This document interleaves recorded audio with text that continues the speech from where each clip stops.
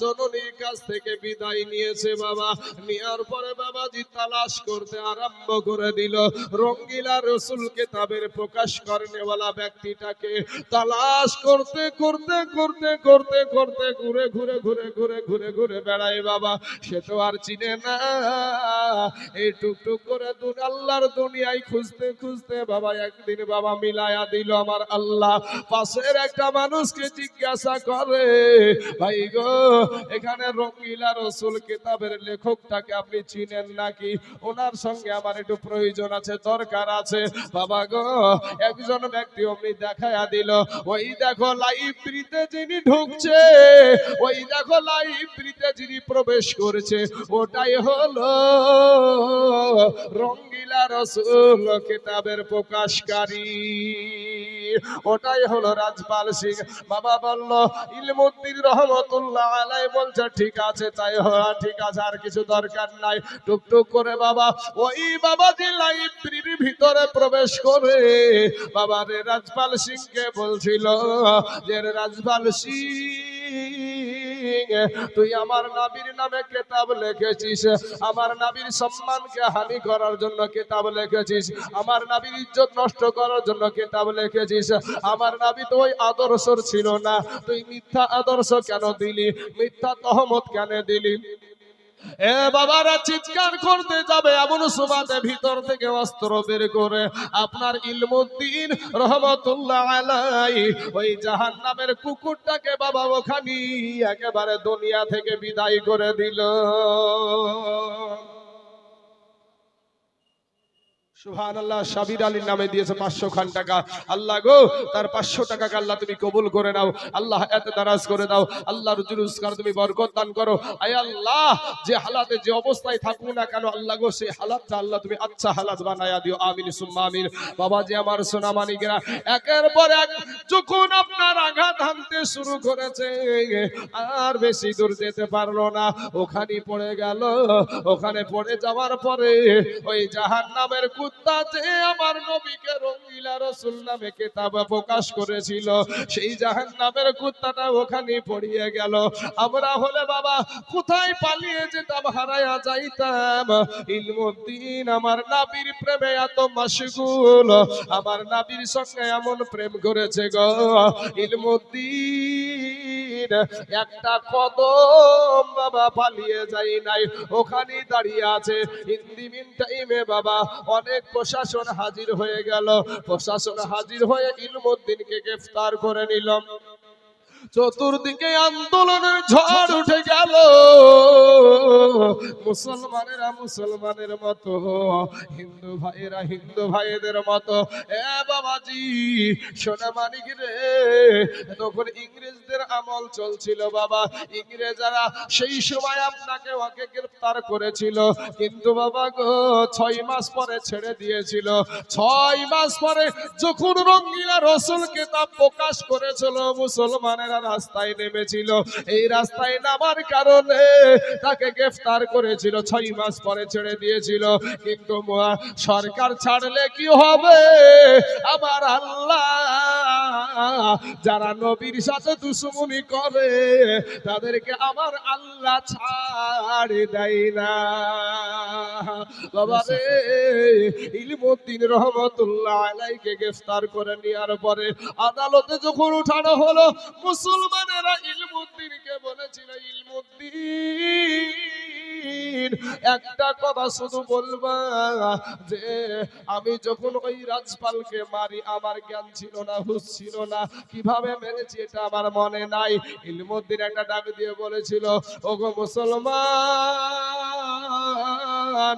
ও ইন্ডিয়ার মুসলমানেরা, ভারতবর্ষের মুসলমানেরা গো, আমার নবীকে রঙ্গিলা বলে, রঙ্গিলা রসুল বলেছে, আমি একজন নবীর আশিক, আমি একটা নবীর প্রেমিক, আমি নবীর প্রেমে পাগল হইয়া ওই ব্যক্তিকে আমি জাহান্নামে পাঠায়া দিয়েছি, এবং সশরীরে স্ব ইচ্ছায় সজ্ঞানে আমি কতল করে দিয়েছি।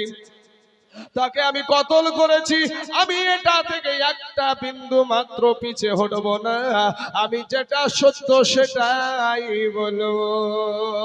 ঈমানওয়ালা ব্যক্তি কেমন হয় বাবা, আল্লাহওয়ালা ব্যক্তি কেমন হয় রে বাবা?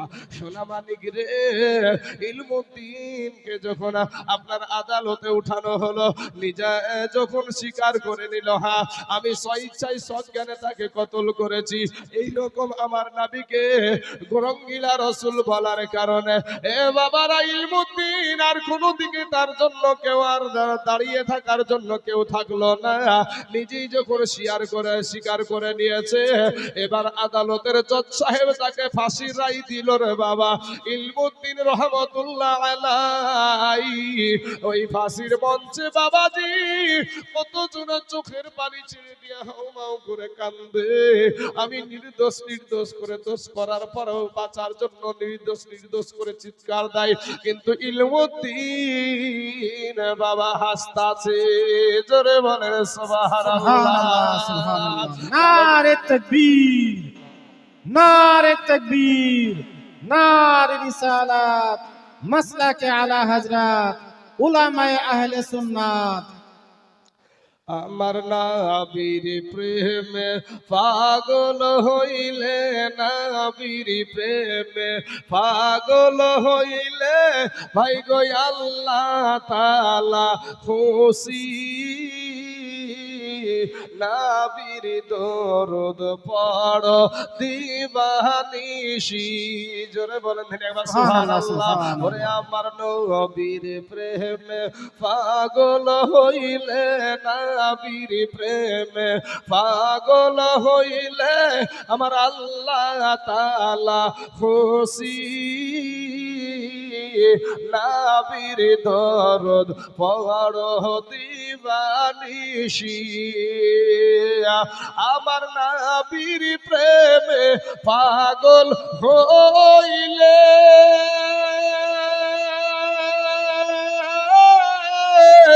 আমার আল্লাহ পাকের দিদার মিলে গো।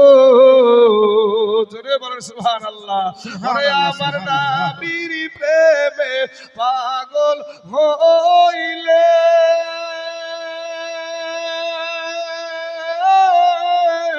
আমার আল্লাহ পাকের দিদার মিলে গো। ওরে ডাকো যদি জজবালে থাকো, যদি জজবালে হইয়া উদাসীনী, নবীর দরুদ পড়ো দিবানিশি।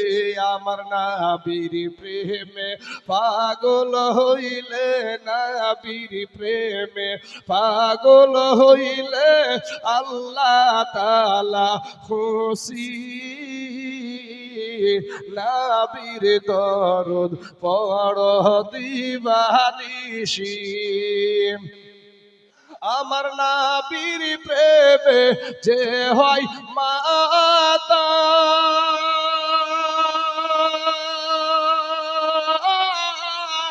তাহার সম্মান রই চিরকাল গো।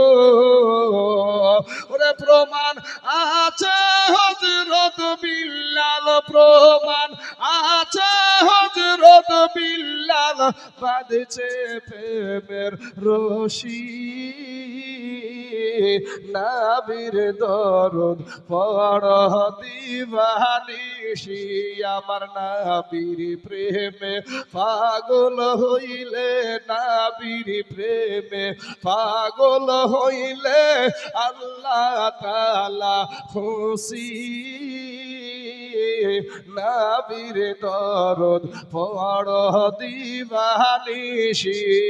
আল্লাহুম্মা সাল্লি আলা সাইয়্যিদিনা মাওলানা মুহাম্মদ ওয়া আলা আলি সাইয়্যিদিনা মাওলানা মুহাম্মদ সাল্লাল্লাহু আলা মুহাম্মাদিন صلوا على محمد हर हर दम दम जबान से निकालो पाक जाग नामे मुहम्मद हर दम हर दम जबान ज़बान से से निकालो शफीआना मुहम्मद मुहम्मद सल्लल्लाहु ताला সাল্লাল্লাহু अलैहि আলাইহি ওয়াসাল্লাম। সম্মানিত আমার বাবাজি ভাইজানেরা, ইলমুদ্দিন রহমতুল্লাহ আলাই একটা কাঠ মিস্ত্রি হয়ে আমার নবীর প্রেমে এই জীবনটাকে উৎসর্গ করে দিয়েছে। আজ আপনি কেমন মুসলমান, আপনার নিজের বিবেককে একটু জিজ্ঞাসা করেন বাবা। এই ভারতের জমিনের কথা বললাম, এখন আপনি যে ঘটনাটা আমি বললাম, এখনই গুগলে সার্চ দেন, এখনই আপনি পেয়ে যাবেন, গুগলেও এটা পেয়ে যাবেন। এই গুগলে সার্চ দিলে আপনি এই ঘটনাটা পেয়ে যাবেন। ইতিহাস জল জল করছে বাবা, মিথ্যা ঘটনা নয়, বানোয়াট ঘটনা নয়, একেবারে এই ইন্ডিয়ারই কথা। সম্মানিত আমার বাবাজি ভাই, নবীর প্রেমে যারাই মাশগুল হয়েছে, মা খালাদেরকে আমি আরেকবার অনুরোধ করছি, একবার আপনারা চলে বললাম আসুন, সামনের দিকে চলে আসুন। আপনারা সামনের দিকে এগিয়ে আসেন, গেটটাকে জাম করিয়েন না, সামনে আপনাদের অনেক জায়গা, গেটের কাছে বসে আপনারা কই জায়গাতে কি পাচ্ছেন। শারু বেওয়া দিয়েছে 500 খান টাকা। আল্লাহ তার স্বামীর কবরকে আল্লাহ তুমি রিয়াজুল জান্নাত বানিয়ে দাও। আয় আল্লাহ, শারু বেওয়া যে আশা নিয়ে, যে উদ্দেশ্য নিয়ে আল্লাহ গো 500 খান টাকা দিয়েছে, আল্লাহ তার মনের বাসনাকে আল্লাহ তুমি পূরণ করে দাও। আল্লাহ হায়াত দারাজ করে দাও। আল্লাহ রুজি রোজগার তুমি বরকত দান করো। আমিন সুম্মা আমিন। বাবাজি আমার নবীর সাথে প্রেম করেছিল হযরতে বেলাল রাদিয়াল্লাহু তাআলা আনহু। বেলাল এমন একজন ব্যক্তি যার মা ছিল না, বাবা ছিল না, কিন্তু বাবা কোনো মায়ের পেট থেকে তো দুনিয়াতে এসেছিলেন, কোনো বাবার ওরসজাত সন্তান ছিলেন। বাবার নাম ছিল হযরতে রেবা, আর মায়ের নাম ছিল হামহামা উরুফে কবুতরি। সম্মানিত বাবা যে আমার ভাই জানেরা, এই হামহামা উরুফে কবুতরি ছিল একটা বাদশাহ জাতির মেয়ে। আল্লাহর ঘর কাবা শরীফ ধ্বংস করতে গিয়েছিল আবরাহা বাদশাহ। সে আবরাহা বাদশাকে আমার আল্লাহ পাক পাখি দিয়ে বাবা সাইজ করেছিল, পাখি দিয়ে আর কঙ্কার পাথর দিয়ে। আমার আল্লাহ ছাড় দেয় কিন্তু ছেড়ে দেয় নাই। নমরুদকে আল্লাহ ছাড় দিয়েছে, ছেড়ে দেয় নাই। মশা দিয়ে সাইজ করেছে বাবা। দুনিয়ার জমিনে মাস্তানি করো ভাই, যারা রাস্তাঘাটে ঘোরাঘুরি করছো ভাই, তুমি মাস্তানি করছো ভাই, তোমার মতন কত মাস্তান রাস্তায় লাশ হয়ে পড়ে থাকছে, অভাব নাই। তোমার মতন কত মাস্তান ঘরের ভিতরে লাশ হয়ে পড়ে থাকছে, অভাব নাই। তুমি মরার টাইমে তোমার মুখ দিয়ে কালেমাটাও বের হয় না। আজ আপনারা অনেকেই বালির ঘাটের কথা মনে আছে আপনাদের, বালির ঘাটে একটা বাস উল্টে গিয়েছিল, তো ওই বাসের ভিতরে মনে হয় আমার এই বাপজির মতন, এই আব্বাজানের মতন মনে হয় সব দাড়ি পাকা আলা মানুষগুলাই ছিল নাকি গো, যাত্রী সব রকমই ছিল। যে ওখানে শিশুও ছিল, নারীও ছিল, যুবক ছিল, যুবতী ছিল, বৃদ্ধ ছিল, সবাইকে নিয়ে পানির ভিতর প্রবেশ করেছে। এখন যদি আপনাদেরকে একটা প্রশ্ন করি বাপ, যে একটা 5 বছর বয়সের ছেলে বা 4 বছর বয়সের ছেলে, 3 বছর বয়সের ছেলে আপনাদের কবরস্থানে আছে না নাই? আমাদের মতন যুবক বয়সের ছেলে আপনাদের কবরস্থানে আছে না নাই? আমার এই সাদা দাড়িওয়ালা বাপজির বয়সের মানুষ আপনাদের কবরস্থানে আছে না নাই গো? আসার সিরিয়াল আছে, যাওয়ার কোনো সিরিয়াল নাই। যুবক ভাই, মাস্তানি করিয়েন না। পা দোকান আগায়াদের পায়ে হাত দিয়া বলি ভাই, তওবা করে ফিরে আসেন, আল্লাহর কাছে ক্ষমা চান। আমার আল্লাহ আপনার জীবনের গুনাহকে maaf করে দিবে। জোরে বলেন সুবহানাল্লাহ। সুবহানাল্লাহ, সুবহানাল্লাহ। বাবা আল্লাহ যখন ধরে বাবা, এই নমরুদ এত মস্তান আল্লাহর সাথে যুদ্ধ করবে, আবার আল্লাহ একটা ন্যাংড়া মশা দিয়ে সাইজ করে দিলেন। ফেরাউন বলেছিল আনা রব্বুকুমুল আলা, আমি সবচাইতে বড় আল্লাহ। জোরে বলেন নাউজুবিল্লাহ। নাউজুবিল্লাহ। আমার আল্লাহ এই নকল খোদাকে পানিতে চুবায়া সাইজ করেছে, এখনো ওর লাশ মাটিতেও খাই না, পোকাতেও ছয় না, মশাতেও ছয় না, এখনো মিশরের জাদুঘরে এখনো আছে বাবা। সাদ্দাদের মতন টাকাওয়ালা ব্যক্তি আপনারা এখনো হন নাই। সাদ্দাদ নিজে জান্নাত তৈরি করেছিল আল্লাহর সাথে পাল্লা দিয়ে, ওয়ার জান্নাত ওয়াকি আল্লাহর আল্লাহ দেখতে দেয় নাই। যেই সাদ্দাদকে আমার আল্লাহ সাগরের ভিতরে মায়ের পেট থেকে মায়ের পেট থেকে আপনার প্রসাব করার পরে যেই সাদ্দাদকে বাঘের দুগ্ধ খাওয়ায় আমার আল্লাহ দুনিয়াতে বাঁচায়া রাখলো, সেই আল্লাহর সঙ্গে নাফরমানি করলে এই সাদ্দাদ, টাকা পয়সার অভাব নাই, শুনলো আল্লাহ ভালো কাজ করলে আল্লাহ জান্নাত দিবে বলে আমি দুনিয়াতে জান্নাত তৈরি করব। তো দুনিয়াতে জান্নাত তৈরি করলো ঠিকই, কিন্তু নিজের জান্নাত নিজেই দেখতে পেল না ভাই। আসার সিরিয়াল আছে, যাওয়ার কোনো সিরিয়াল নাই ভাই। তা আবরাহা বাদশাহ আল্লাহর ঘর কাবা ভাঙতে এসেছিল, নিজে একটা গির্জা তৈরি করেছিল।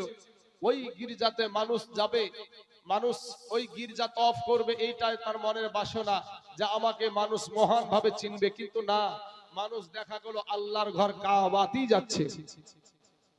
তো বলল, তখন কে যেন একজন গির্জাতে বাবা বাথরুম করে পায়খানা করে দিয়েছে। এবার বাবাজি ওই আবরাহা বাদশার রাগ হয়ে গেল যে এই কাবা শরীফটা কি রাখবো না। কাবা শরীফ ধ্বংস করতে গেল, আব্দুল মুতাল্লিবের যত উটমুট ছিল বাবাজি সব গ্রেফতার করে নিল। আব্দুল মুতাল্লিব যে বলে যে গো বাদশা আবরাহা, তুমি আমার উটগুলাকে কেন তুমি এইরকম ভাবে গ্রেফতার করেছো, আমার উটগুলা তুমি ছেড়ে দাও। বলে আমি তো জানি তুমি আল্লাহ কাবা শরীফ দেখভাল করো, তুমি তোমার সন্তানদেরকে নিয়ে আমাকে বাধা দিবে বলে তোমার উটগুলাকে আমি গ্রেফতার করেছি। বলে শোনো, ওই ঘরের যিনি মালিক, ওই মালিককে আমি বলে এসেছি উনার ঘর উনি হেফাজত করবে। জোরে বলেন সুবহানাল্লাহ। সুবহানাল্লাহ, সুবহানাল্লাহ। যখন অগ্রসর হচ্ছে বাবা কাবার দিকে, আমার আল্লাহ ঝাঁকে ঝাঁকে পাখি পাঠায়া দিয়া ফুটে একটা করে কঙ্কার পাথর আর দুই পায়ে দুটা পাথর দিয়ে দুনিয়াতে সাইজ করেছিল। এর ভিতরে আপনার সুয়াইমিন নামে একজন আল্লাহর গোলাম রাস্তা দিয়ে চলে যাচ্ছে, একটা উট হেঁটে যাচ্ছে, কেউ দেখার নাই শোনারও নাই। বাবারাম ওই সুয়ামিন বাবা রে উটের পিঠে হাওদা খুলে দেখে, ওই হাওদার ভিতরে একটা বাবা সুন্দরী সুসুরি একটা মহিলা বসে আছে। ডাক দিয়া বলে, মা তুমি কে, তুমি কেন এখানে, তোমার এই হালাত কেন, বা সঙ্গে কেউ নাই? বলে আমি এসেছিলাম আল্লাহর ঘর কাবা শরীফ ধ্বংস করা দেখতে এসেছিলাম, আনন্দ করতে এসেছিলাম, আমি উল্লাস করতে এসেছিলাম, কিন্তু আমাদের যত সৈন্য সব শেষ হয়ে গেল, আমি শুধু বেঁচে রইলাম। আমি হইলাম ওই আবরাহা বাদশার ভ্রাতৃ পুতনি, আমি হইলাম একটা বাদশা জাতির মেয়ে। চাচা গো, আজ আমার কেউ নাই, আজ আমাকে দেখার কেউ নাই, একটু ঠাই আপনার বাড়িতে পাবো নাকি? বাবারে সুয়াইমিন একটা কাঠকাটা মানুষ, একটা কাঠুরিয়া মানুষ বাবা, কাঠ কেটে ক টাকায় বা ইনকাম হয়, চিন্তা করছে এই মহিলাটাকে যদি এখানে ছেড়ে দিই অনেক মানুষ বেইজ্জতি করে ফেলবে, এই মহিলাটাকে লাঞ্ছিত বঞ্চিত পদদলিত করে ফেলবে। সঙ্গে করে হামা হামা উরুফে কুবুতরিকে নিয়ে গেল বাবা। হামা হামা উরুফে কুবুতরিকে নিয়ে গিয়ে বিবিকে ডাক দিয়া বলে, বিবি রে আজকে তোমার জন্য একটা তোহফা নিয়ে এসেছি গো বিবি। বাড়িতে যে সমস্ত সুন্দর সুন্দর খাবার আছে একটু খাবার গুলা পাকাওয়া আর এই মেয়েটাকে পান করাও খাওয়াওয়া। কারণ হলো এটা সাধারণ কোনো মহিলা না, এটা সাধারণ কোনো বাড়ির মহিলা না, এটা হলো বাদশাহ জাতি মহিলা। এই বলে বাবা সুয়াইমিন চলে গেল কাট কাটতে, জংলাই কাট কাটতে কাটতে মাথায় চিন্তা, আমি একটা গরিব মানুষ, আমি একটা খেটে খাওয়া মানুষ, আমি ওই মহিলা বাদশাহ জাতিকে কি করে সেবা করব, তার খিদমত কি করে করব, তার মেজবানি আমি কিভাবে করব, আমি তো বাদশাহ জাতিকে চালাতে পারবো না। এই করতে করতে বাবা মাথায় একটা চিন্তা চলে আসলো যে আমার একটা বন্ধু আছে, বড় টাকাওয়ালা ব্যক্তি, বড় জমিদার ব্যক্তি, বড় ব্যবসায়িক ব্যক্তি, টাকার অভাব নাই, বাড়িতে চাকর বাকরের অভাব নাই, ওই বন্ধুর দরবারে নিয়ে যাব, ওই বন্ধুকে সমস্ত ঘটনা খুলে বলবো, খুলে বলার পরে বন্ধুর হাতে দিয়ে আসবো, আর তাহলে আমার বন্ধু বাদশাহ জাতিকে ভালোভাবে তাকে আপ্যায়ন করতে পারবে। বাড়িতে যাওয়ার পরে বাবা হামা হামা উরুফে কবুতরি এই বাদশা জাতিকে নিয়ে সঙ্গে করে নিয়ে টুকটুক করে চলে গেল বাবা রে। আল্লাহর আর একটা গোলাম যার নাম হলো খলফু। ওই খলফুর বাড়িতে যাওয়ার পরে বলছে, বন্ধু তোমার বাড়িতে বেড়াইতে আসলাম, বন্ধুর বাড়িতে যদি বন্ধু যাই বাবারে সুন্দর সুন্দর করে খাবার পাকিয়ে খাওয়ানো হয়, সুন্দর সুন্দর করে খাবার খাওয়াইয়ার পরে বলে, বন্ধু সুয়াইমি ও বন্ধু আমার আপ্যায়নে কি তুমি খুশি হয়েছো বলো। এবার সুয়াইমিন বলে, বন্ধু খলফু রে, ওরে বন্ধু তোমার খাওয়া দাওয়াতে খুব খুশি হয়েছি, কিন্তু একটা কথা বলবো, তোমার জন্য একটা তোহফা নিয়ে এসেছি, তুমি যদি এটা গ্রহণ করো এটাতে আমি আরো আনন্দিত হয়ে যাব। বাবারা আমার ভাই জানেরা, খলফু ডাক দিয়া বলে, কি রে বন্ধু কি তোহফা নিয়ে এসেছিস? বলে, এই যে মহিলাটা দেখছো এটা সাধারণ কোনো মহিলা না, এটা হলো একজন বাদশা জাতি কন্যা, এটা একটা বাদশা জাতি মহিলা। এ আবার এসেছিল আল্লাহর ঘর কাবা শরীফ ধ্বংস করতে, আল্লাহর ঘর কাবা শরীফ ধ্বংস লীলা আনন্দ করতে এসেছিল, উল্লাস করতে এসেছিল। খলফু একটা চিৎকার দিয়ে বলে, বন্ধু সুয়াইবিন, ওরে বন্ধু সুয়াইবিন, আমি তোকে বলে দিই যেই মহিলাটা আল্লাহর ঘর কাবা শরীফ ভাঙতে এসেছিল, আনন্দ করতে এসেছিল, যেই মহিলাটা উল্লাস করতে এসেছিল, ওই মহিলাটাকে আপ্যায়ন করা তো দূরের কথা, তাকে কষ্ট দেওয়াটাই হলো বাঞ্ছনীয়।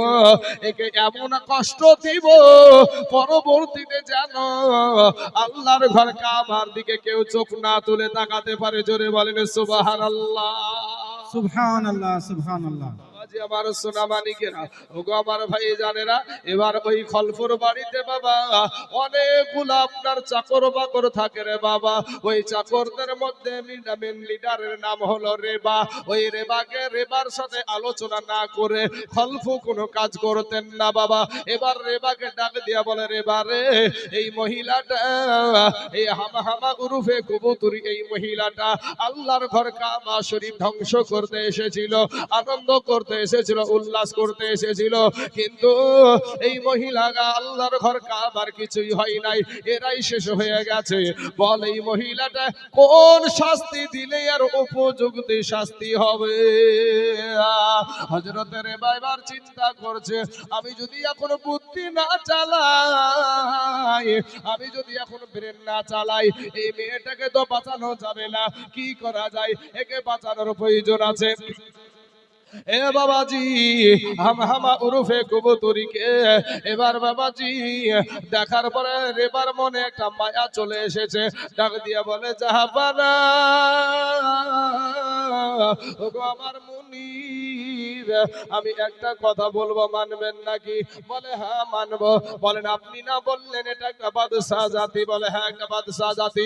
বলে, শুনেন গো জাহাবানা, আজকে একদিন আপনি 2 চাবুক মারবেন, 4 চাবুক মারবেন, এতেও কতটুকুই বা কষ্ট পাবে, বা মেরেই ফেলবেন, ও মরে গেল, এতে তার কি হবে? কিন্তু এমন একটা শাস্তি তাকে দেন, সারা জীবন যেন মাথা উঁচু করে না দাঁড়াতে পারে।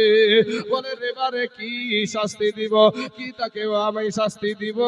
এবার রেবা উঠে বলল, ও জাহাবানা, ওগো আমার মুনিব, আপনার বাড়িতে কোনো চাকর বাকরের অভাব নাই, এই একটা বাদশা জাতি মেয়ে, এই বাদশা জাতিকে আপনার চাকরের সঙ্গে বিবাহ করায়া দেন, সারা জীবন চাকরের বিবি হয়ে থাকবে, বাদশা জাতি বলে জীবনে কোনোদিন বড়াই করতে পারবে না।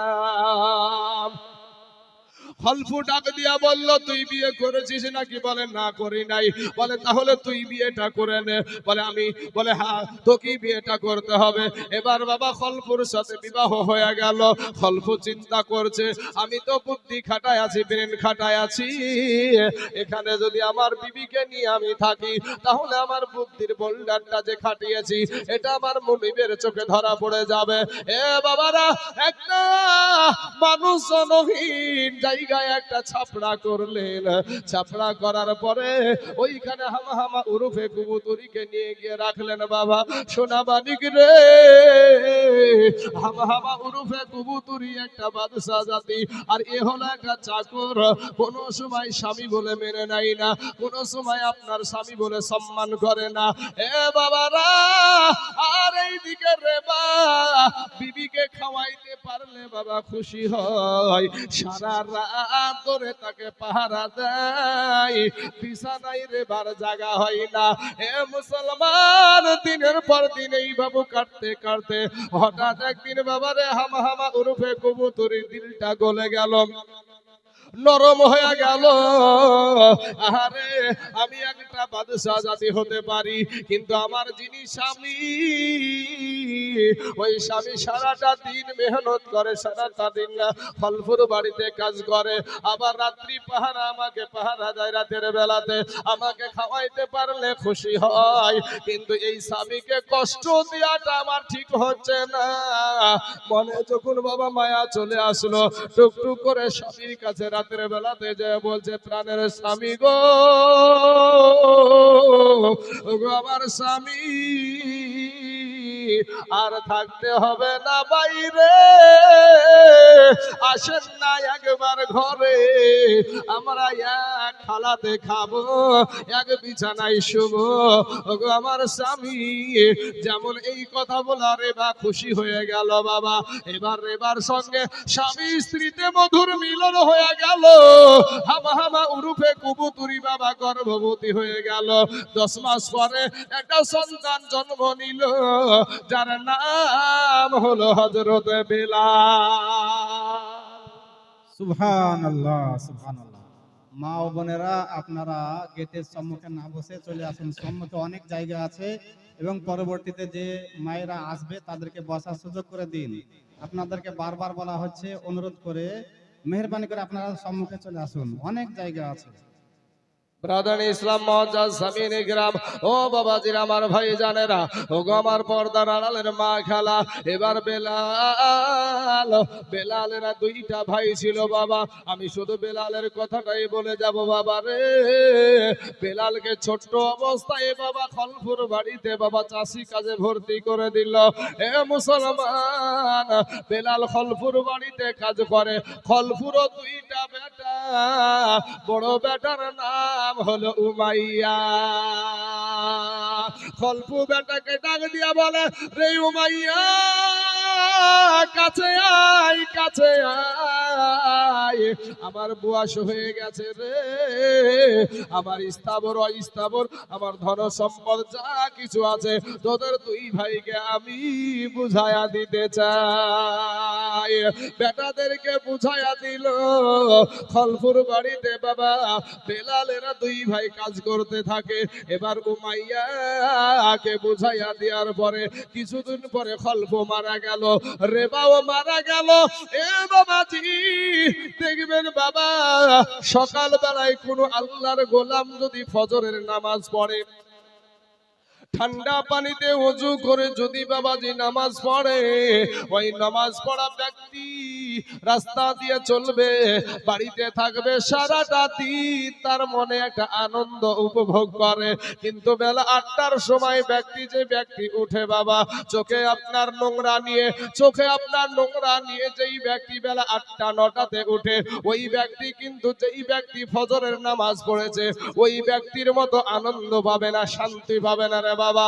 এইরকম আল্লাহর নবীর একজন বাবাজি আশিক যার নাম হলো আলকামা রাদিয়াল্লাহু তাআলা আনহু। উনি রাস্তা দিয়ে চলে যাচ্ছে, হযরত বেলালের একটা বন্ধু লাগে রে বাবা। এবার এত আনন্দ উল্লাস করতে করতে যাচ্ছে, বেলাল ডাকে দিয়ে বলে, বন্ধু আলকামা রে, ওরে বন্ধু আলকামা, তোমাকে এত খুশি দেখা যায়, বিষয়টা কি, ব্যাপারটা কি, তুমি সকালবেলা এত আনন্দিত কেন? আলকামা ডাক দিয়ে বলে, বেলাল রে,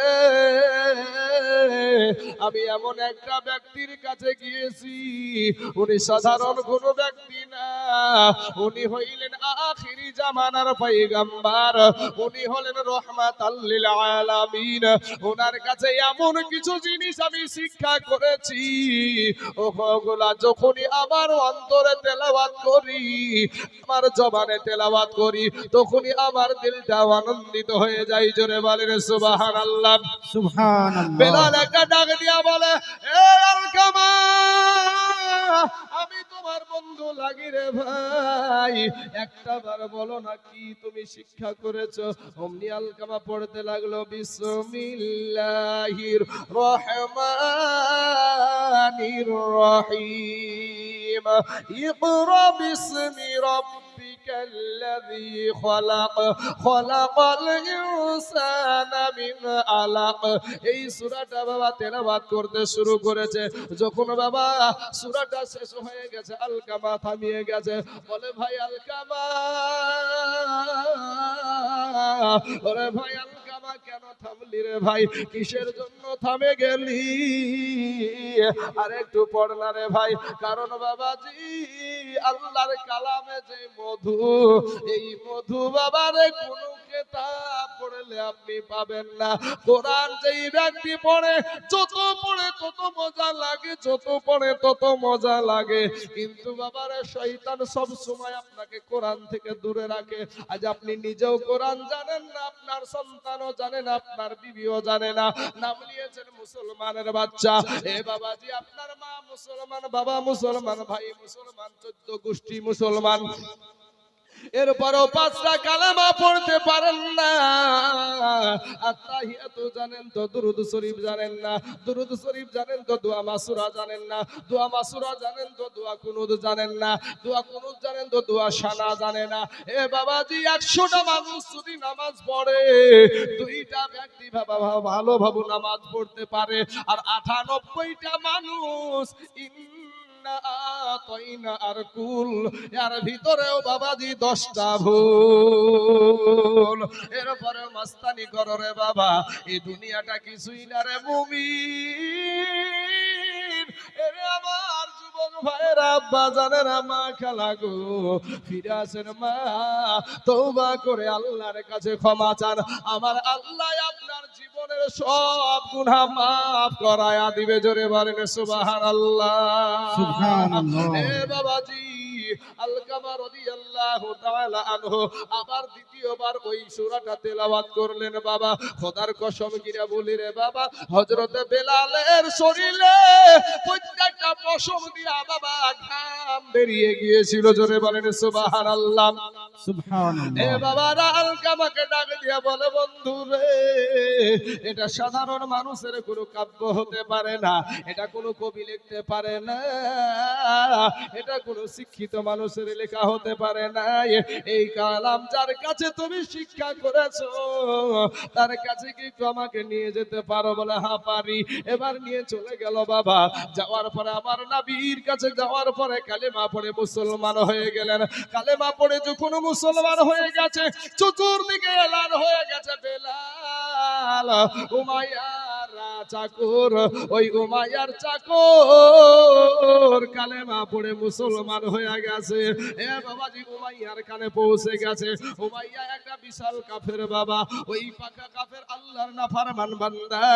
যখন বাড়িতে চাকরি করে হযরত বেলাল, আমার নবীর আশিক, আমার নবীর পাগল গো, হযরত বেলাল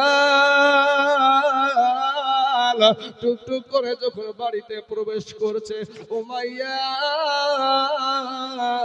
এটা ডাক দিয়া বলে, বেলাল রে, এই বাড়িতে যত চাকর আছে তোর মতন ভালো চাকর একটাও নাই। ওরে বেলাল তুই এত বড় আঘাত দিবি আগে জানতাম না রে বেলাল। বলে কি আঘাত দিয়েছি? বলে তুই নাকি কালেমা পড়ে মুসলমান হয়ে গেছিস। বলে হ্যাঁ, আমি কালেমা পড়ে এক আল্লাহকে আমি স্বীকার করেছি, আমি আল্লাহর ফারিস্তাদেরকে বিশ্বাস করেছি, আল্লাহর জান্নাত জাহান্নামকে বিশ্বাস করেছি, আমি মিজানুল সিরাতকে বিশ্বাস করেছি, আর আখিরির জামানার নবী হিসাবে মুহাম্মাদুর রাসূলুল্লাহ সাল্লাল্লাহু আলাইহি ওয়াসাল্লামকে আখিরি নবী বলে স্বীকার করে নিয়েছি। এ বাবারা, উমাইয়া একটা ডাক দিয়া বলছেন, উমাইয়া একটা ডাক দিয়া বলে বেলাল রে তুই কি আমাকে চিনিস নাকি রে বেলাল? ওরে বেলাল, বেলাল একটা ডাক দিয়া বলে হ্যাঁ চিনি, আপনি হইলেন আমার মুনিবের বেটা মুনিব, খলফুর বেটা উমাইয়া। সঙ্গে সঙ্গে বাবা যখন মুখের উপরে জবাব দিয়ে দিয়েছে, রাগে গড়গড় করতে করতে তেলে বেগুনে চলে গিয়ে বাবা তবে রে বেলাল একটা চাবুক নিয়েছে বাবা, বেলালকে বাবা সাপাত সাপাত করে মারতে আরম্ভ করে দিল। বেলালকে যখন সাপাত সাপাত করে মারতে আরম্ভ করেছে, বেলাল কিন্তু বাবা উমাইয়াকে আঘাত করে নাই, উমাইয়াকে কোন রকমের কষ্ট দেয় নাই, দাঁড়িয়ে দাঁড়িয়ে বাবাজি মারি খাই। এ মুসলমান, বেলালকে যখন ওই চাবুক দিয়ে বাবাজি মারছে রে বাবা, মনে হচ্ছে যেন ওই চাবুকের আগা দিয়ে আগুন বের হয়ে যাচ্ছে। বেলালের শরীরের যেই জায়গায় চাবুকটা পড়ছে ওই জায়গার চামড়া গুলা বাবা ফুসকা হয়ে উঠে যাচ্ছে। মুসলমান সারাদিন মান নির্যাতন করে বেলালকে একা দুর্গন্ধময় ঘরের ভিতরে আটকিয়ে রেখে দিল। বলল বেলাল রে আজকে রাত্রিটা তোকে সময় দিলাম রে বেলাল। ওরে বেলাল আজকে রাত্রের মধ্যে একটু চিন্তা করে দেখ, ভাবনা করে দেখ, যদি কালেমা ছেড়ে দিস তোকে সুন্দর করে সযত্নে তোকে ভালো করে ফেলবো, আর যদি তুই কালেমা না ছাড়িস তাহলে তোকে মারতে মারতে এইভাবে আমি কষ্ট দিতেই থাকবো। ওরে বেলাল বল, একটা বার বল তুই কালেমা ছাড়বি কিনা? এবার বেলাল এটা ডাক দিয়া বলে রে উমাইয়া, আমাকে যদি মারতে মারতে মারতে মারতে যদি মেরেও ফেলো গো উমাইয়া, এরপরও আমি কালেমা ছাড়বো না, এরপরও আমার দয়ার নবীকে আমি ছাড়তে পারবো না, আমার মায়ার নবীকে আমি ছাড়তে পারবো না। এ বাবা, নবীর সাথে যারা প্রেম করে গো, যারা নবীর রওজার কাছে গিয়েছে, কত নবীর রওজার কাছে কত আল্লাহর গোলাম গিয়ে নবীর কাছে গিয়ে বাবা টুকরে টুকরে ফুপায়া ফুপায়া কাঁদে। আমার নবী 1400 বছর আগে আমাদের জন্য, 1500 বছর আগে আমাদের জন্য আমার নবী তায়েফের ময়দানে রক্তাক্ত হয়ে বেহুশ হয়ে গিয়েছিলেন। আমার নবীজির মা ছিল না, আমার নবীজির বাবা ছিল না বাবা, আমার নবীজি মা হারায়াতিম, আমার নবীজি বাবা হারায়াতিম। বাবা গো, আমার দয়ার নবী নূর নবী মায়ার নবী গো, ওই নবীর চেহারা দেখলে বাবা আমার হাসান হুসাইনের বাবা ক্ষুধা লাগতো না, সাহাবাদের ক্ষুধা লাগতো না। ওই নবীর সাথে একটু প্রেম করেন বাবা, রাতের অন্ধকারে একা একা বলবেন আমার দয়ার দয়াল নবী বিনা গো আপন বলতে কেহ নাই জগতে, আমার মায়ার নবী বিনা গো আপন বলতে কেহ নাই জগতে। ভেবে দেখি আমি সব বিদেশি মিছে মায়ার ভবেতে আপন বলতে কেহ নাই জগতে। মাগো আমার নবীকে যারা মাটির মানুষ গো বলে, শ্রেষ্ঠ জীবন তাহার গেছে রে বিফলে। ওরে যাবি আবার পশুর দলে, আসতে হবে ফিরিয়া, আপন বলতে কেহ নাই জগতে। আমার দয়ার নবী বিনে গো, আমার মায়ার নবী বিনে গো, আপন বলতে কেহ নাই জগতে। আল্লাহুম্মা সাল্লি سيدنا مولانا محمد وعلى آل سيدنا مولانا محمد صلى على محمد صلوا على محمد ہر دم زبان سے نکالو پاک نام محمد ہر دم زبان سے نکالو شفیعنا محمد صلی اللہ علیہ وسلم.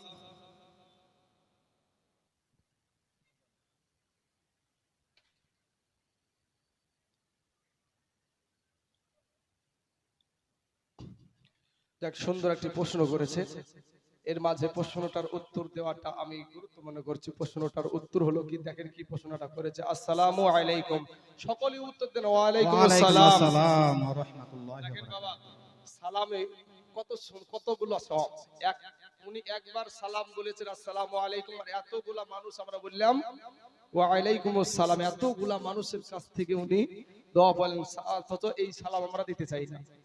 উনি প্রশ্ন করেছেন, হুজুর এই চাঁদে কি মায়েদের কাজা রোজা কি আদায় করা যাবে, এবং কাজা রোজা আদায় না হলে কি নফল রোজা করা যাবে?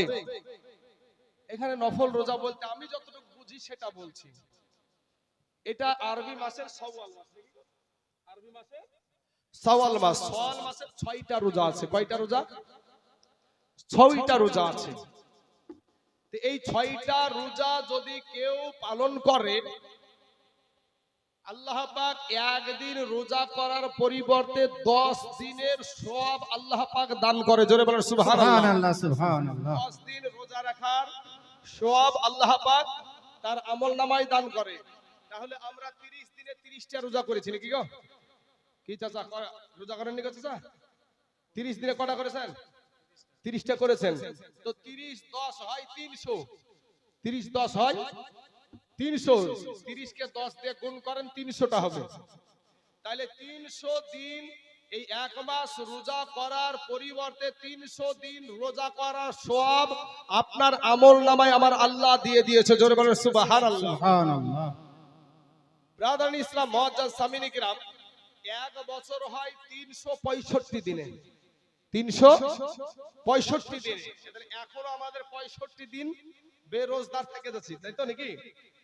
যদি কোনো ব্যক্তি এই শাওয়াল মাসে 6টা রোজা করে, অনেকে এটাকে সাক্ষী রোজা বলে, এটাই কথা। ওরা না প্রশ্নটা এটাই করেছে, আমি বুঝতে পারছি যে এই যে 6টা রোজা করে, এই রোজাটা আগে করব না আগে রোজার কাজাটা তুলব?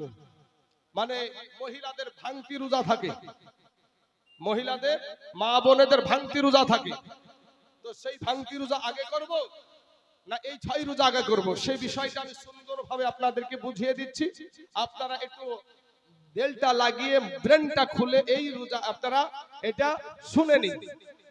ব্রাদার ইসলাম মুআজ্জাজ সামিনী কিরাম, ইন দি মিন টাইমে আব্বাজান আমার ভাইজানেরা, তাহলে এই শাওয়াল মাসের 6 রোজা যদি করে, এখানে ওই 6 কে আপনি 10 দিয়ে গুণ করেন, 6 10 60, তাহলে 365 দিনে এক বছর, তাই না? 365 দিনে 1 বছর। তাহলে এই 6 রোজা যদি কেউ করে তাহলে 360 দিন রোজা রাখার সওয়াব আমার আল্লাহ পাক তার আমল নামায় দিয়ে দেয়। জোরে বলেন সুবহানাল্লাহ। এমন কি বাবাজি, এই 6টা রোজা একটি কিতাবে এরকম আছে, একটা এটা কোরআন হাদিস নয় তো, এরকম আছে একটা আল্লাহর বান্দা আল্লাহর ঘর কাবাতে যায়। একজন বন্ধু হয়ে গেছে, যেতে যেতে একটা বন্ধু হয়ে গেছে, রোজ সালাম দেয় চলে যায়, সালাম দেয় চলে যায়, কথা টথা কিছুই বলে না। তো কথা টথা না বলতে বলতে হঠাৎ একদিন ওই ব্যক্তি দেখছে যে ওই ব্যক্তিটা আর কেউ আসছে না, ওই ব্যক্তিটা আর আসছে না। ব্যাপার কি, এতদিনের বন্ধু এতদিন ধরে আল্লাহর ঘর তওয়াফ করে, 2 রাকাত করে নামাজ পড়ে আর চলে যায়, বিষয়টা কি, ব্যাপারটা কি? এ বাবা যে আমার সোনা মানিকের আমার ভাই জানে না, আমার আব্বা জানে না, মা খালা রাগো, ভালো করে একটু শুনে নিন কথাগুলা। তো এই 6টা এই ব্যক্তি, তখন এই ব্যক্তির কাছে হঠাৎ একটা মানুষ আসলো, আসার পরে বলে তোমার একটা বন্ধু আছে না যে প্রত্যেকদিন কাবা শরীফের কাছে আসতো, আপনাকে সালাম দিত, 2 রাকাত নামাজ পড়তো, কাবা শরীফ তওয়াফ করে চলে যেত? বলে হ্যাঁ, আমি দেখছি কিছুদিন থেকে আসছে না, তো আপনাকে একটু ডেকেছে। তো আমি তো তার বাড়ি চিনি না, বলে আমি আপনাকে নিয়ে যাচ্ছি চলে। তারপরে ওনাকে নিয়ে গেলেন, নিয়ে যাওয়ার পরে দেখছেন তিনি একেবারে শয্যাশী অবস্থায় বিছানাগত হয়ে গেছে। বলে বন্ধু তোমার সঙ্গে দুটো কথা বলার জন্য আমি অপেক্ষায় আছি। বলে কি কথা বলেন? তো বলে আমি, আমার মা নাই, বাবা নাই, বিবি নাই, সন্তান নাই, কেউ নাই, আমি যখন মারা যাব আপনার হাতে আমার গোসলটা দিয়েন, আপনার হাতে আমার কাফনটা পরায়েন, আর আমি যখন মারা যাব সবাই যখন দাফন করে আমাকে রেখে দিয়ে চলে আসবে, বন্ধু তুমি আইসো না, আমার মাথার কাছে তুমি একটু বসে থেকো। তো বারাদারানে ইসলাম, উনি বলছেন যে আমার কবরে যে 3টা প্রশ্ন হবে, ওই 3টা প্রশ্নের উত্তর দিয়ে আপনি চলে আসবেন। দেখতে দেখতে বাবাজি তিনার সঙ্গে সঙ্গে বলার সাথে সাথে মৃত্যু হয়ে গেল। তিনি গোসল দিলেন, কাফন পরালেন, দাফনও হয়ে গেল, জানাজা হলো, দাফন হয়ে গেল। বসে আছেন, সবাই চলে গেছে। বসে থাকতে থাকতে ঘুম চলে আসছে। ঘুম আস্তে আস্তে আস্তে আস্তে আস্তে কে যেন বলছে, এই আল্লাহর বান্দা এখান থেকে চলে যাও, এখানে থাকার কোনো প্রয়োজন নাই। তখন উনি চট করে চোখটা উঠিয়ে দেখছে কেউ নাই পাশে। কে বললে এরকম কথা? এরকম কোন আবহাওয়া শয়তানি প্রলোভনও হতে পারে, যাব না। আবার বসে থাকলেন। আবার কিছুক্ষণ পর আওয়াজ দিচ্ছে, আল্লাহর গোলাম তোমরা যাও, আমরা সেই ব্যক্তি, আমরা হলাম সেই ব্যক্তি যে শাওয়াল মাসের 6টা রোজা করেছিল।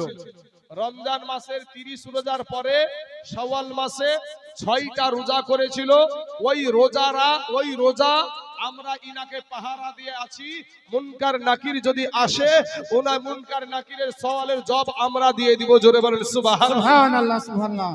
নারে তাকবীর, নারে রিসালাত, মাসলাকে আলা হযরত হযরত দরবেশ বাতাস পীর বাবা, নারে তাকবীর, আল্লাহু আকবার। ব্রাদার ইসলাম, তাহলে এটার আরো অনেক তাৎপর্য আছে। এই 6টা রোজার আরো অনেক তাৎপর্য আছে, আমি ওদিকে যাচ্ছি না। রোজাটা কিভাবে কি নিয়মে রাখবেন, মা বোনেরা এই রোজাটা বেশি করে।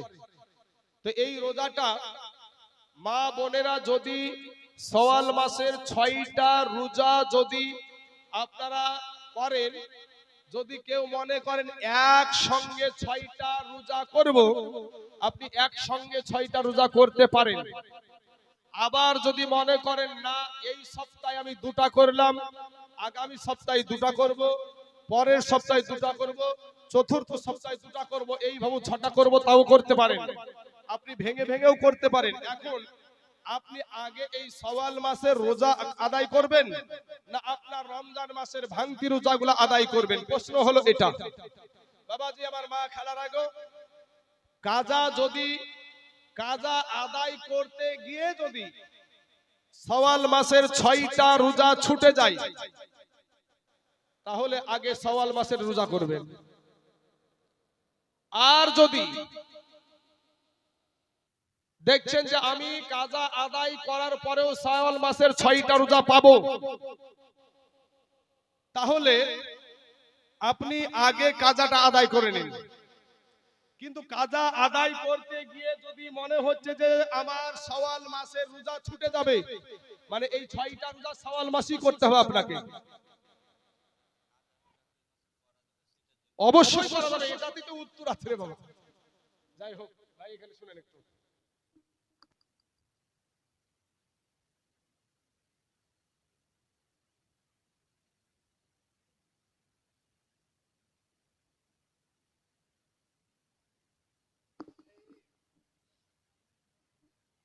টাকাটা রাখেন বাবা, যে মার সোনা মানিকের।